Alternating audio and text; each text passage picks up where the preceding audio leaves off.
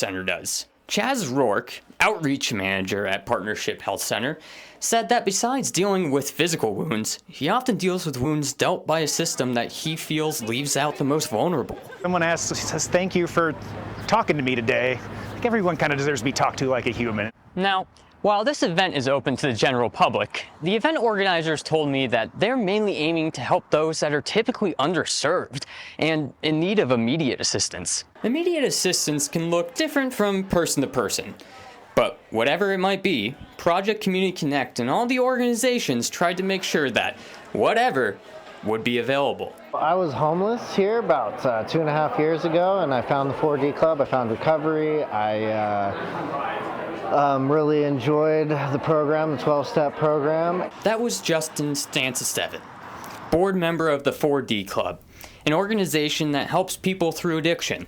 And while he found the 4D Club outside of the event, he felt that it was important for the club to attend.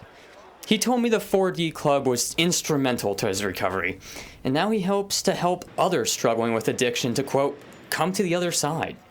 And he said, on the other side is surreal. It means sitting here and actually sitting on the board and doing a nonprofit and giving back to my community. I never in a million years thought I'd be standing here or sitting here or well dressed or having my own clothes or doing any of this. So it's surreal. After talking to dozens of people and organizations that attended Project Community Connect, one thing emerged to me. Everyone here really cares about their community and is trying to do their part to help their community members in need.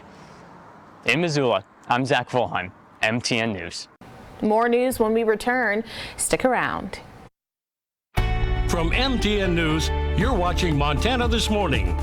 The search and rescue mission for the construction workers who were on the Francis Scott Key Bridge when it collapsed on Tuesday is now a recovery mission. At least 8 people fell into the water and 2 people were rescued on Tuesday. According to the Associated Press, 2 bodies were recovered on Wednesday and the 4 others remain missing and are presumed dead.